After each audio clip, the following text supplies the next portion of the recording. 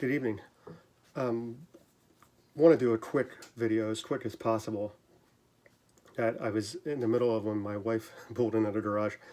Wanted to do a video about match planing, or match joining, which I always called it. Which basically, when you're taking two boards that you want to put together and turn them into one board, obviously. So this situation right here isn't ideal because it's a lot easier, in my opinion, to do it when you have two boards that are the same length, or close to the same. Like, that would be exact. This here, we're looking at two boards that are pretty disparate in their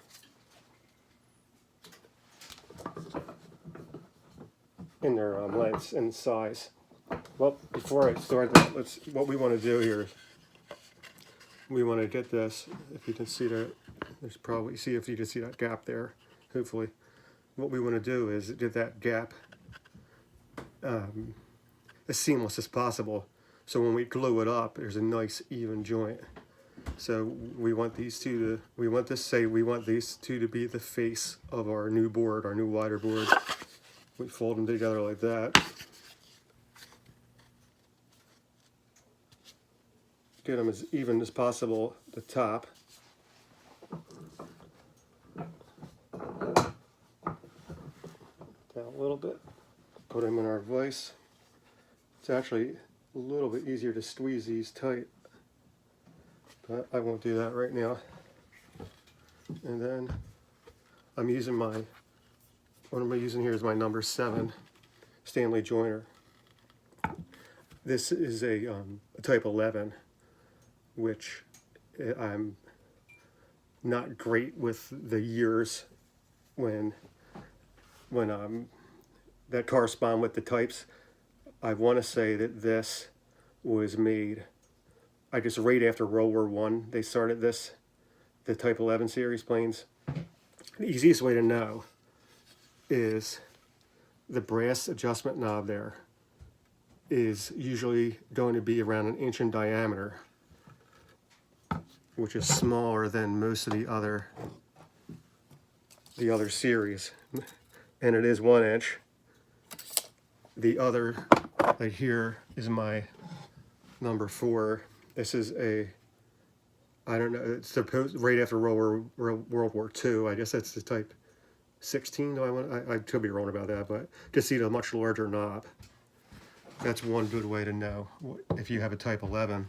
The other is, this is, you're definitely not going to be able to see, but under the knob you'll see usually 3 patent numbers, where a lot of the other Stanley planes don't have any under there. They're sometimes under the lever cap. Also, the Type 11s. Now, this isn't exclusive to the Type 11, but the lever cap will not have a Stanley logo on it. Sometimes they're sweetheart irons. This one in particular says Stanley lever, Stanley rule and level company. I'm sorry. Then yeah, the New Haven, Connecticut. But what we're going to do here is start in the center, so we'll work our way back. This is, to me, one of the most important planing techniques. This is set really fine. This is like smooth, plain, fine. A little bit too fine, really. Advance it a little bit. What I don't usually, when I'm doing this, I do like to set the plane pretty fine. Maybe not that fine, but fine, where I don't want to remove, my goal here isn't removing material or even smoothing up the edge. It's getting the edges, these two edges even.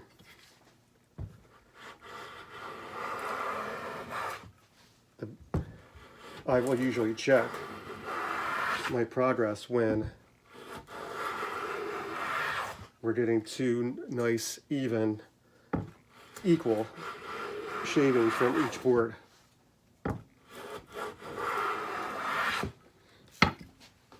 So we'll try this, see how it looks.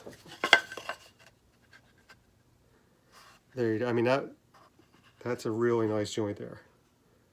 There's not this one board is actually a touch thinner than the other one because I was messing with it the other day when I was sharpening the smooth plane and the jack plane, but there's no gap there at all.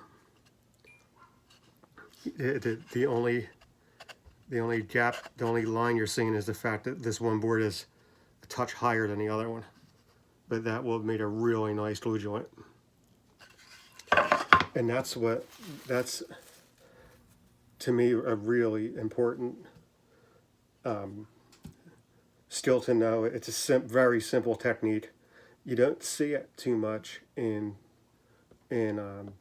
like magazines or even videos. At least I haven't. I actually stumbled upon it on accident years back, and I for about 30 seconds I thought that I was like the first I'd ever think of it, but then I actually did read about it in an older book. But what it really is good for is, especially when you're first starting out,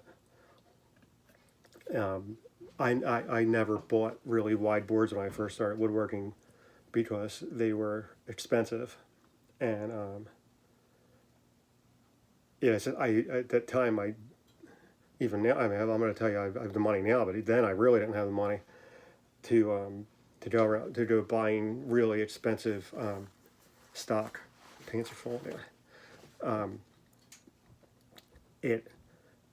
The first, actually what I did before I bought this plane maybe, I'm going to say maybe 8-9 years ago. But the first one I did, I used table saw to do it, which, despite what some people will tell you can do, it's actually not all that difficult. As long as your fence is square and your blade is 90 degrees, which you can check both with a decent square. You can get a decent glue edge where you're not going to get a big, where you didn't glue up two boards without a bad gap. You can do it with a router table, depending. I have an older router table that I picked up many years ago, well, long before I woodworked. I bought it I was doing a kitchen project, actually. But it has a joiner setting, a joiner feature on the fence, where it has a little adjustable bump out, so when you're joining the stock, it stays even. The whole problem with that is, no matter how good your table is, how fine your adjustment on the fence is, you're going to be removing a fair amount of material. Unlike this, where I removed, it was probably, I'm well under probably a 32nd of an inch, a couple millimeters, maybe 2 mil, before I got a nice glue joint. Same thing with the table saw. You're going to remove at least the kerf of your blade to make a glue joint. And with a joiner plane, you could see you don't really need to remove much at all. You get a nice sharp, you get your iron nice and sharp. You could set it pretty fine. You could set any good plane you can set as fine, from a number 3 up to a number 7. You can have it take the finest shavings you can think of. There's no rule saying you can't. But one thing I want to touch on before I go is, a lot of times we'll hear that if you're new to woodworking, you might want to use the first plane you might want to buy is a number 4. And I sort of understand the logic to that. because number 4 planes are everywhere. The Stanley and quite a few other companies made countless millions of these things. They're inexpensive. They're easy to, even when you can get them that don't need, you can get a number 4 for about $100. That really the only thing you need to do to it is sharpen it, and it's probably going to be ready to go. You can get them for under $50, where they're going to need a little bit of restoration. But generally, I've never come across one that you couldn't restore. And they're everywhere. As I said, you can get them on eBay, garage sales, wherever. And I think that's one of the reasons that so many people recommend a number 4 as your first plane. And it's small. It's not as heavy. This plane has some weight to it. Obviously, it's a 20. I guess these are 22-inch joiners, and that's what it is. But I have always advocated, and people tell me I'm dead wrong, but I've always advocated for a new woodworker getting not a number 4 plane, but a number 5 or a number 7. Number 5s are just as plentiful as number 4s, almost. Maybe, I'm not going to say just, but almost as plentiful as number 4s. And they can do a lot of what a number 4 does, but that extra 5 or 6 inches, depending on which model you get, will turn that into a joiner for smaller length boards. You could probably joint up to a 30-inch long board with a typical number 5 Stanley jack, and right there you've given yourself the ability to make wider boards for your projects without spending the money on wider boards. Because most of us starting new are going to buy pre-service lumber in most cases at your typical your home center or your local lumber yard. You're not going to be buying rough stock, and some people do. I guess I never did. I didn't get into that until for years, and I still don't necessarily enjoy it. Like some people, a big kick out of taking a board from literally from the tree and turn it into usable wood by hand. I don't find pleasure in that myself. That's just me. But with going back to the first plane you should buy, the number 7, number 5, even the number 6, you don't see the number 6s around as much, but when you do see them, they are usually less expensive than these number 7s.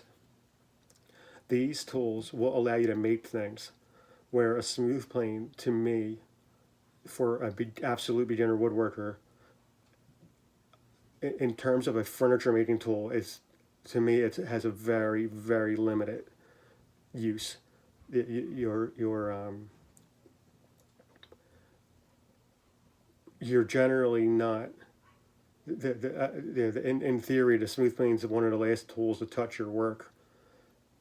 It's a good teaching tool. I'll say that it's a good tool because I said that it's plentiful, it's inexpensive, and it works just like the number 5 works just like the number 7. The functionality of these planes are all very similar. There's different lengths. There's some things you need to do to the iron on a number 4 that are different than you would do with this.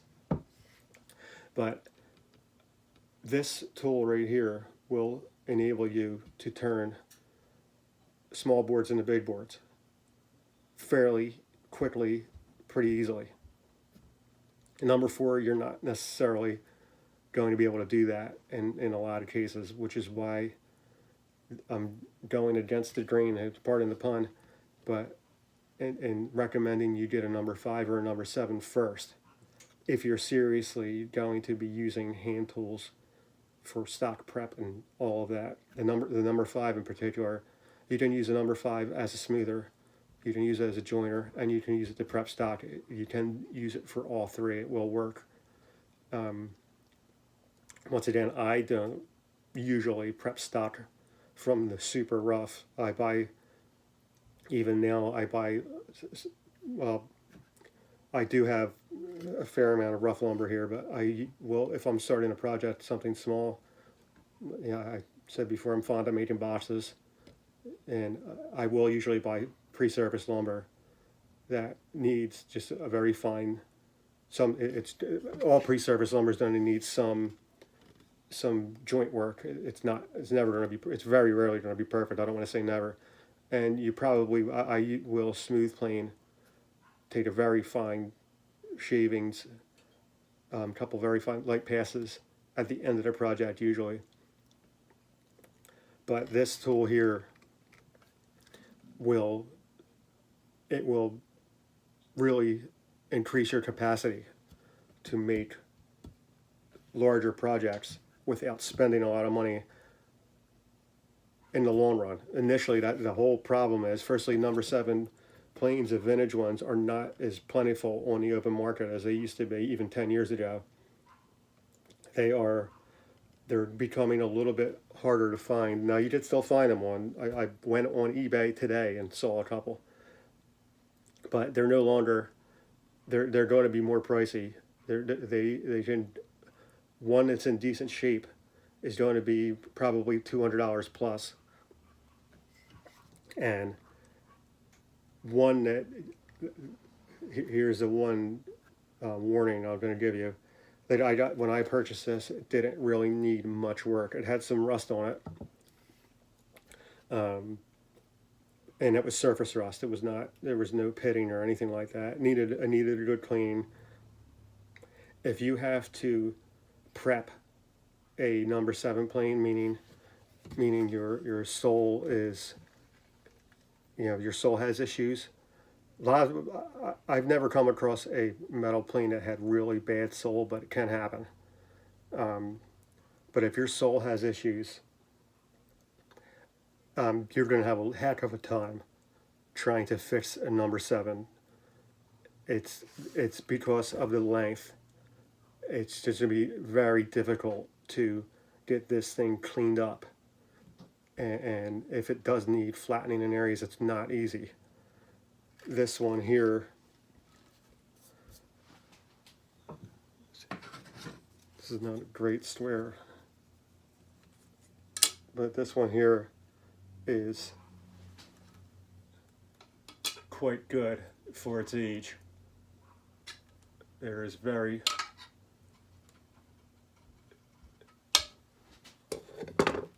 raining dust on myself. It is in excellent shape and will hopefully be that way for a long time, probably long after I'm on the planet, because I do take care of it, and I don't use it as much anymore because, as I've said dozens of times, I don't make big furniture anymore, large full-size pieces of furniture anymore. I just don't have the space for it. It's not for a lack of desire. It's just there's not any room in my house to make big bookcases or chests of drawers, things like that. I just, unfortunately, until I move, that's just not going to happen. However, that all being said, this is a good plane to own. In my opinion, it is a better plane to own than the number 4 for a beginner, and that's going to sound crazy, and I'm sure a lot of people will disagree with that, but this tool, the number 4, you can't make anything with it. It's the way it is. The number 4,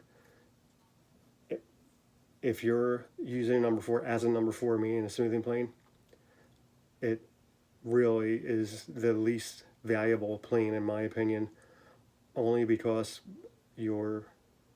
all you're doing is finishing up. It's the last tool to touch to work. Let's put it that way. In most cases, it is the last tool you're going to touch your work with. This is one of the first tools to touch your work. A joiner, a jack plane. Those are the tools that make your boards usable.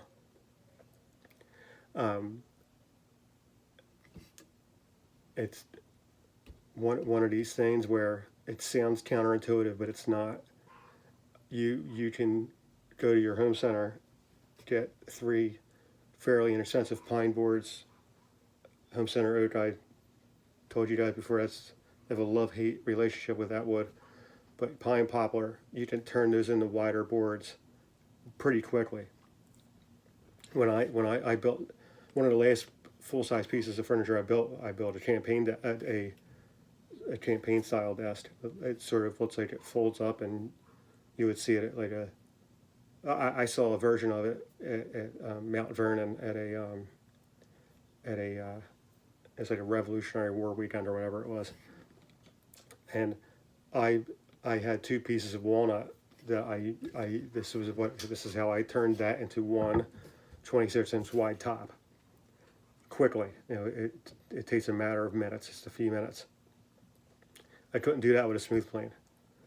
Now I did smooth plane the top at the end of the process, but I got there with this. And that's why I recommend, even to a new person, maybe seeking one out.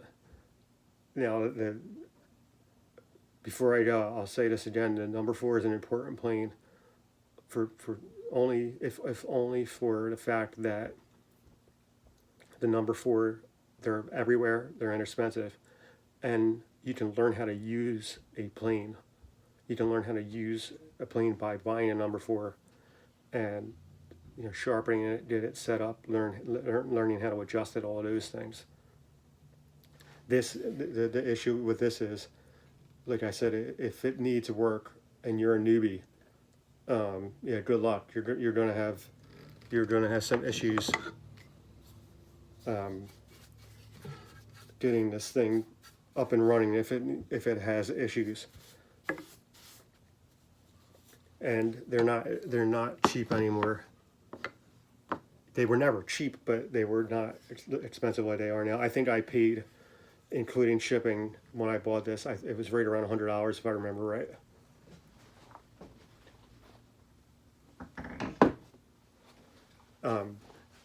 Today it's probably going to be over 200.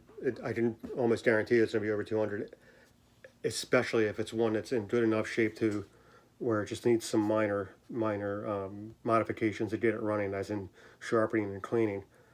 Don't buy one if it needs work. If it needs heavy duty work, you're better off seeking a wood joiner, a nice wood body joiner for that, because they can be trued up. A metal joiner, you really need specialized machinery to true it up correctly. But I don't want to try not to make this sound negative. I'm not disparaging the number 4. I'm just saying that the number 4 isn't the end all be all of your plane, your plane usage. A number 7 and a number 5. If you don't get a number 7, number 5. It can do, for small to mid-sized projects, it can do just these boards here. I could have done it with the number 5 just as easily. Actually easier because it's smaller and lighter. But I wanted to demonstrate the number 7.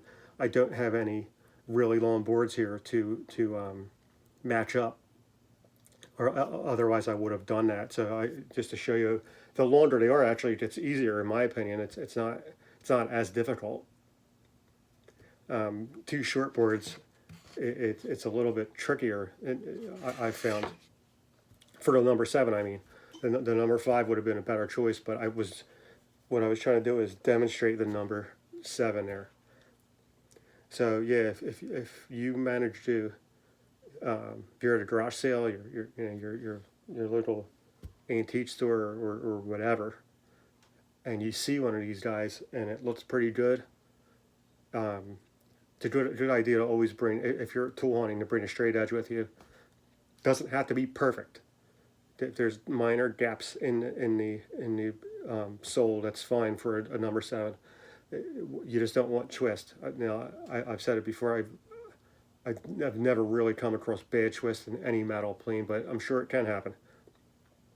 But if it's covered in a lot of rust where it's really bad, maybe you want to stay away from it. I don't want to tell you what to do there. If you really enjoyed, if you enjoyed carpal tunnel, hey man, have at it. I have, unfortunately, moaned about this a lot of times. I have issues with my hands, with my I have carpal tunnel on my left hand. I have tendonitis, so I try to avoid aggravating those things. But yeah, you come across a number 7 in the wild, so to speak, and that number 7 looks like it's in good shape and it's at a reasonable cost. I highly recommend getting it, even if you are not a hand tool woodworker. It is a great tool to have. It makes turning boards into bigger boards a lot easier. It's to me an almost an indispensable tool for making big furniture. And if you're working on a budget, which we all should be, if you're one of the lucky few where money is no object, okay, you could probably afford to go buy all like a power joiner, a nice long power joiner with capable of joining long boards and turning them into whatever you want. But if you're like me, you don't have the money or the space for that type of equipment. That number 7 I have has been just a tool that paid for itself over and over again. So once again, if you find one, if it's in your budget, get it. It's a good tool. On a closing note, I'll say this: there's companies out there. I'm not going to name I'm not going to name them, but you know who they are. They make very expensive and super high quality tools. Their numbers, these companies make number 7 and number 8 planes. You don't really need to go that route unless you want that tool because it's such a well-made tool.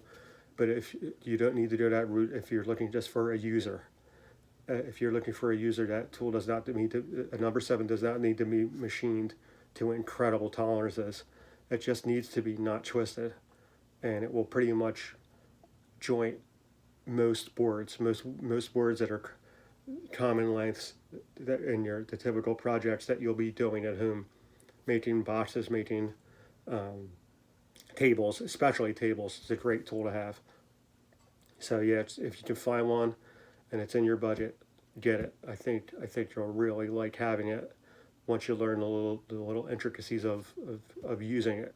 It doesn't take long. You can learn how to match joint pretty quickly. Just practice. Get boards like this and are very cheap. Practice with them, and you'll figure it out pretty fast. I hope you guys have a great night, and I'll see you later. Thanks.